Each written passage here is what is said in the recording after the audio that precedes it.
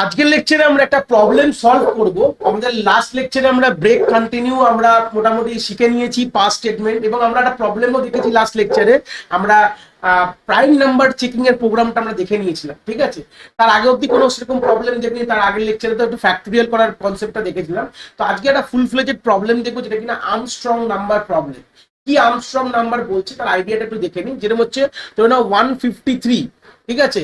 153 is Armstrong number. কি বলছে, প্রথমে বলছে আমরা ইন্ডিভিজুয়াল এদের যে ডিজিটস গুলো আছে, যেমন 153, তাহলে 1 এর কিউব প্লাস 5 এর কিউব প্লাস 3 এর কিউব করে যদি তোমার আলটিমেটলি করে দেখো, কিউব গুলো করো, 1 এর কিউব হয় 1, 5 এর কিউব হয় হচ্ছে 125, 3 এর কিউব করলে হয় 27, তিনটেকে যোগ যদি করে দেখো, তাহলে যোগ করলে কত হবে দেখো, 153 কিন্তু ঘুরে আসছে। যদি তোমাদের 153 নাম্বারটা তোমরা যদি কিউবিং করো, করে যদি সেইটাকে যোগ করে যদি অরিজিনাল নাম্বারটাই চলে আসে, তাহলে সেই কনসেপ্টটাকে বলা হচ্ছে আর্মস্ট্রং নাম্বার। জাস্ট এটা নর্মাল এটা প্রোগ্রাম, যেটা আমাদের স্কুল লেভেল এবং কলেজের বেসিক লেভেলে কিন্তু পরীক্ষায় কিন্তু বা প্র্যাকটিক্যালি কিন্তু দেয়। তো এটা করার জন্য আমাদের যে কনসেপ্টটা আমরা ব্যবহার করি, যেটাকে বলা হয় ডিজিট এক্সট্রাক্টিং প্রবলেম। এটাকে এই প্রবলেমের জনগুলোকে বলা হয় ডিজিট এক্সট্রাক্টিং প্রবলেম। কিভাবে ডিজিটকে এক্সট্রাক্ট করা যায় সেটা প্রথমে একটু জেনে নাও ভালো করে। কিভাবে ডিজিটকে এক্সট্রাক্ট করতে হয়, লজিকটা কি হয় প্রথমে দেখো নাও। দেখো 153 কে যদি তোমরা 10 দিয়ে ভালো করে দেখো ডিভাইড করো, মানে ডিভাইড করছি, তাহলে 15 ইন্টু 10 হচ্ছে 150। তাহলে দেখো রিমাইন্ডার কি পড়ছে, দেখো 3 হয়ে গেল।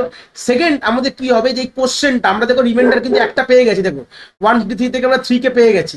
এবার রিমেনিং 15, দেখো 15 কে যদি আবার তোমরা 10 দিয়ে ডিভাইড করো, তাহলে কি পাবে দেখো, সিম্পল আমরা পাবো হচ্ছে 1 দিয়ে 10, দেখো আবার 5 কে পেয়ে গেছি, বুঝতে পেরেছো।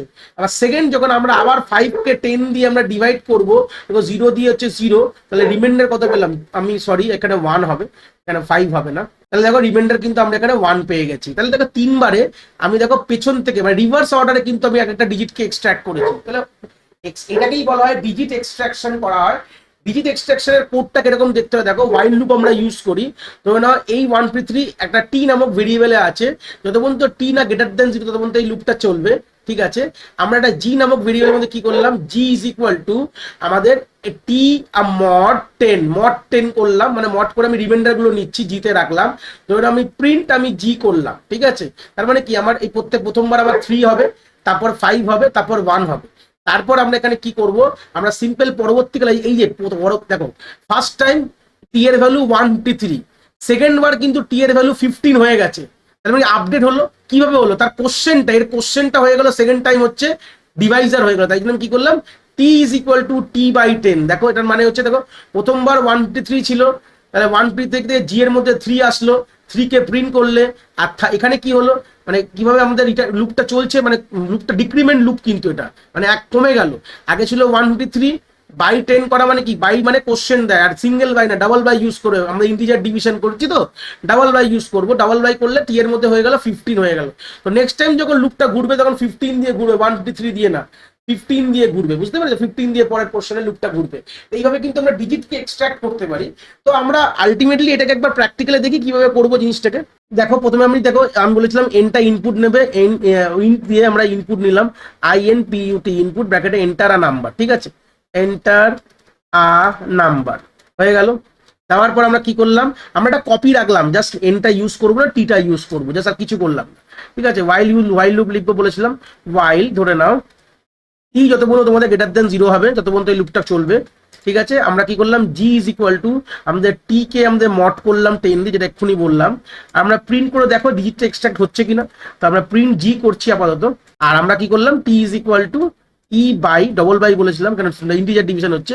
দেখো আমরা 153 দাও, এন্টার মারো, দেখো প্রথমে 3 বেরালো, তারপরে 5 বেরালো, তারপরে 1 বেরালো। তো এটা হচ্ছে ডিজিট এক্সট্রাক্টিং এর বেসিক লজিকটা। এবার এটাকেই আমরা আর্মস্ট্রং নাম্বারে কিভাবে কপি মানে ইমপ্লিমেন্ট করবো দেখে নাও। উপরে কোডটাকে আমি আর্মস্ট্রং নিয়ে শিখেছিলাম। এটা এবার আমরা এই জায়গাটায় প্রিন্ট না করে আমরা এখানে আমরা মেন লজিকটা লিখবো। এই দুটো লাইন কিন্তু থাকবে, এইগুলো কিন্তু কখনো চেঞ্জ হয় না। এদের মাঝখানে আমাদের মেন লজিকটা লিখতে হবে। জাস্ট এখানে এস নামক একটা ভেরিয়েবল ইউজ করলাম, যেটা ইনিশিয়াল ভ্যালু 0।